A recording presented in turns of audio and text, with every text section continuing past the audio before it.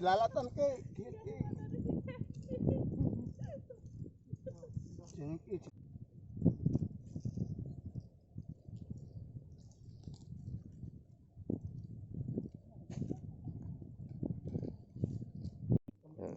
Oke.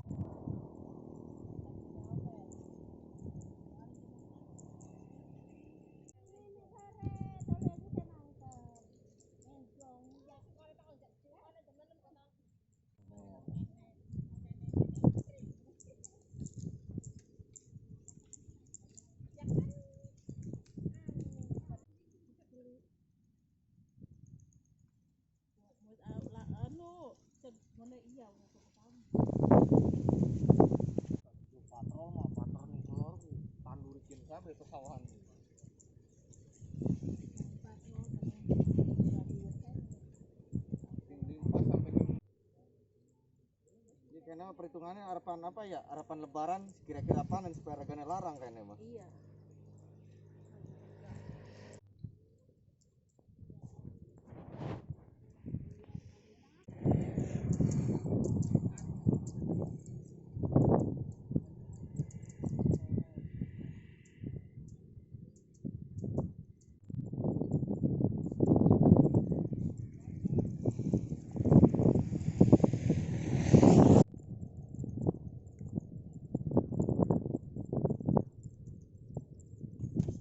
Awal mula sih memang udah dari bapak ya, dari asal dari bapak kan dari patrol ya. Di sana kan udah banyak yang tanaman bawang itu.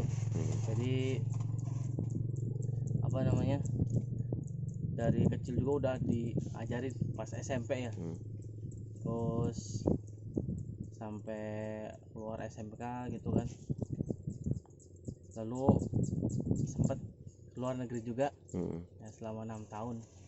Nah waktu di luar negeri juga tanaman bawang tetap jalan, jadi saudara yang ngurus gitu kan. Di luar negeri dari tahun berapa ke tahun berapa? Dari tahun sejak 2013 sampai 2019-an. 6 tahunan.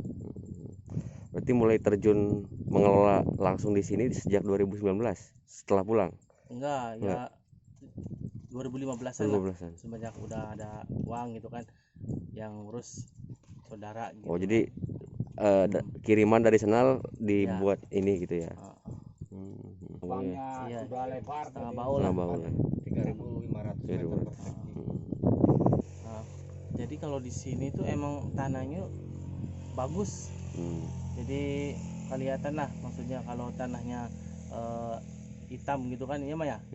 Nah, jadi kok kalau buat ditanamin bawang itu pasti ya insya Allah bagus lah.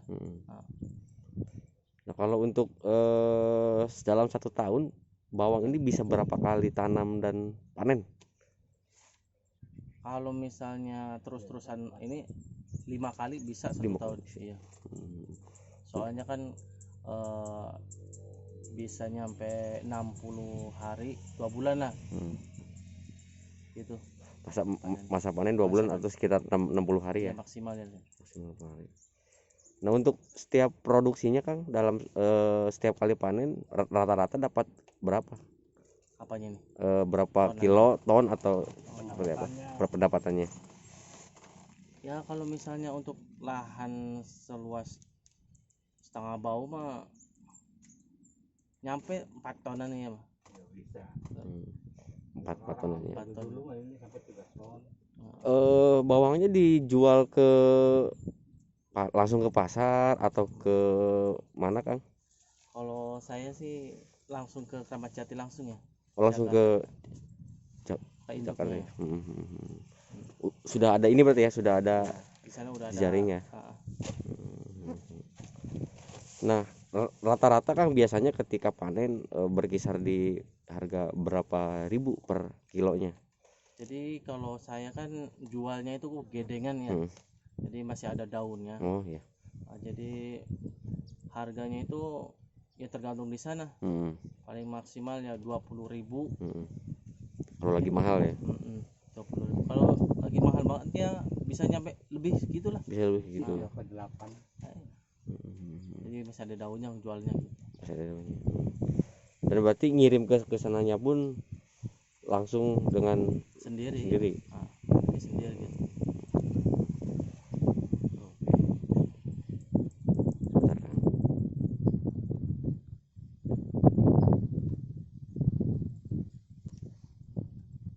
Untuk jenis bawangnya Kang, jenis bawang apa Kang yang ditanam selama ini? Selama ini saya sering apa namanya eh, bima curut. Nah, Ini kan biasanya yang terkenal itu bawang Brebes Kang. iya. Di pasaran juga mungkin bersaing juga. Nah, di sana di Jakarta dengan bawang Brebes itu apakah misalnya bawang hasil dari sini pun nggak kalah atau seperti apa Kang? Ya kalau ini juga sebenarnya sama. Sama Iya, dari asalnya di sana. sana Ya, bibitnya. bibitnya mah. Heeh. Tapi ya kalau untuk kualitas sih mungkin di sana kan udah ternama ya. Iya. Jadi kualitasnya pasti lebih itu lagi lah ya. Di sini ya alhamdulillah bisa nyaingin lah Iya. gitu. Ya meskipun jauh tapi tetap di pasar masih Ya. diterima gitu ya. Untuk ininya berarti bibitnya dari umbi. Dari umbi ya. Untuk di wilayah sini juga apakah mengembangkan sistem tumpang sari untuk jenis pertanian yang lainnya kan? Ada jagung ya. Heeh. Jagung, terus biasanya juga cabai, ada kurkol. Heeh. Kalau nanam itu. Di satu lahan itu ya.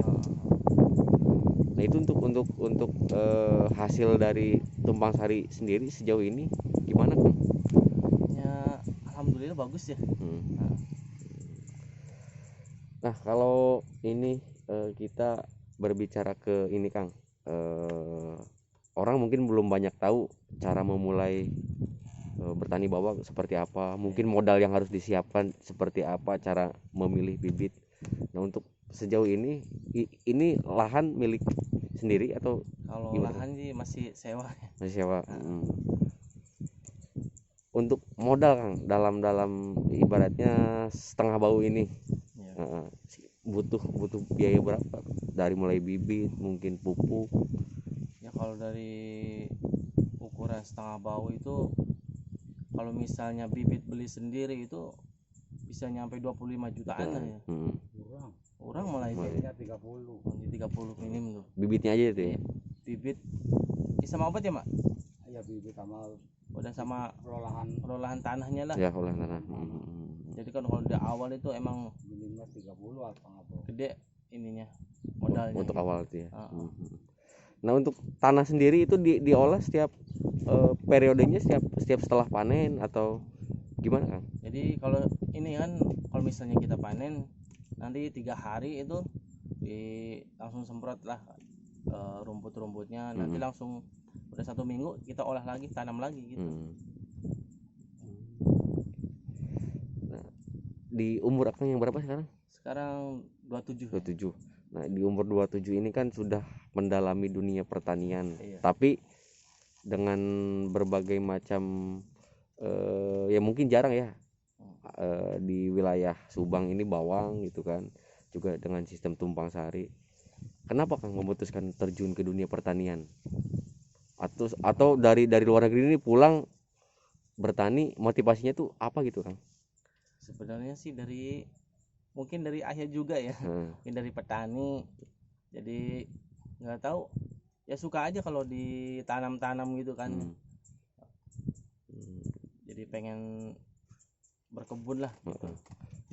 Melanjutkan ya. Iya. Apalagi sudah punya basic ilmunya mungkin Iya. dari ini. Berarti pulangnya 2019 ya. Dari 2015 tuh hasil kerja di luar negeri dikumpulkan. Iya, di rumah untuk tanam bawang, saudara yang ngurus gitu ya. Baru 2019 terjun langsung. Iya. Oke. Nama lengkapnya siapa, Kang? Namanya Taripin.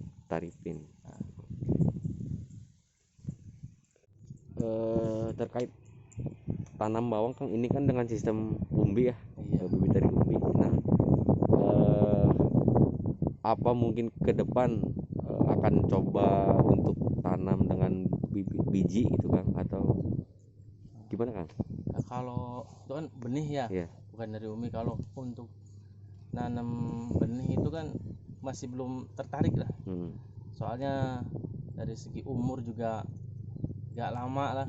Terus perawatannya kita semai, kita rawat, jadi agak ribet dibandingkan sama umbi gitu kan, tancap langsung kita tunggu nanti keluar itu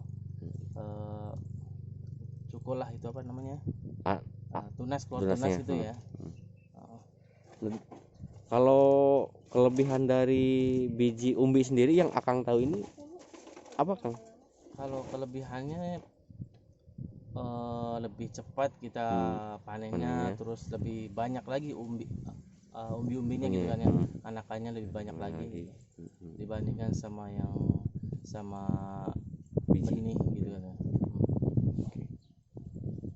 Sukatani dengan lahan areal sawah 660 hektar kurang lebih seperti itu.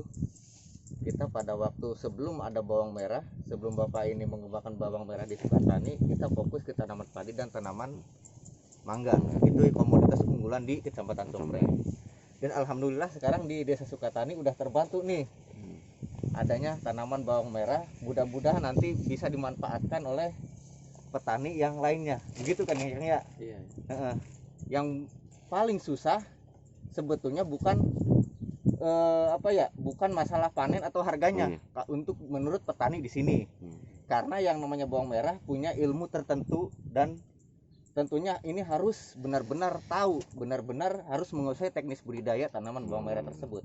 Kalau kita paksakan ke petani tersebut untuk menanam bawang merah yang tidak punya ilmu teknis budidaya tanaman bawang merah, saya yakin akan gagal total, benar nggak?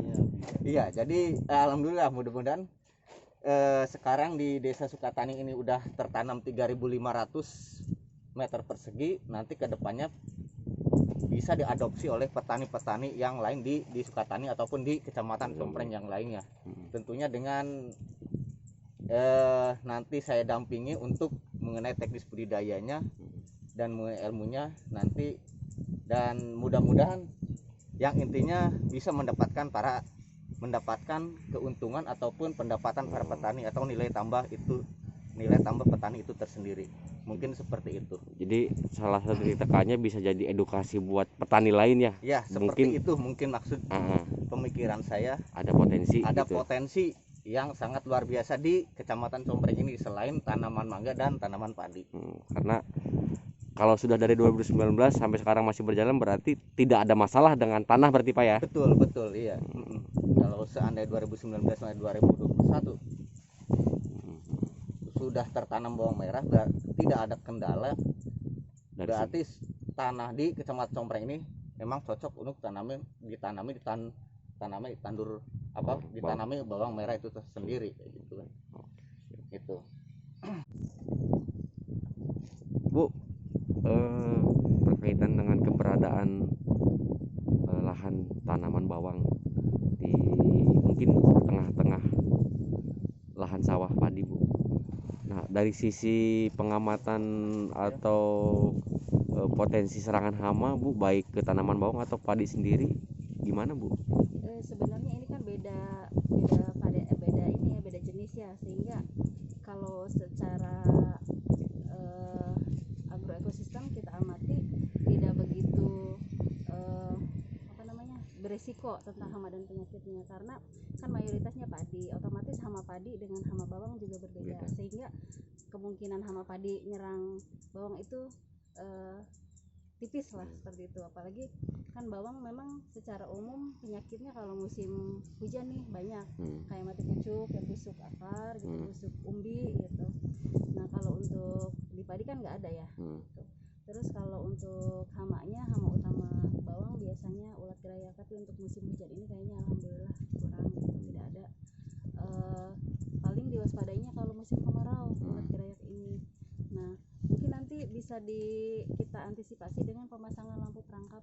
Jadi ada lampu, nanti di bawahnya dikasih jebakan supaya si kupu-kupu yang nantinya akan menjadi ulat gerayaknya itu terjebak di sana, sehingga serangan ulat gerayaknya bisa diantisipasi. Kemudian juga untuk bawang ini kan kalau untuk musim hujan, informasi dari petani sendiri panennya lebih cepat ya, jadi kebalik sama padi. Kalau padi kan musim rendeng mah agak lama nih, panjang gitu ya umurnya. Kalau untuk musim panas atau musim K3 lebih cepat panennya. Kalau bawang mah tidak, ketika panas umurnya lebih panjang. Gitu. Ini juga 50 harian ya kan ya bisa dipanen gitu. Jadi untuk keberadaan hama penyakit insya Allah nggak ini sama padi. Cuman mungkin untuk ulat gerayak ya, kadang ulat gerayak itu sekarang sudah apa ya istilahnya teh, dia kan tipenya bisa memakan segala. Ya kalau seandainya ada ledakan ulat gerayak di bawang merah, kemungkinan nanti bisa ke padi. Termasuk kayak sekarang yang lagi rame kan di jagung ya, Sporophthora frugivorda itu kan nyerang bisa ke semuanya gitu. Tapi ya insya Allah mudah-mudahan bisa diantisipasi untuk penyakit. Oke. Gitu secara umum aman lah. Aman, siap.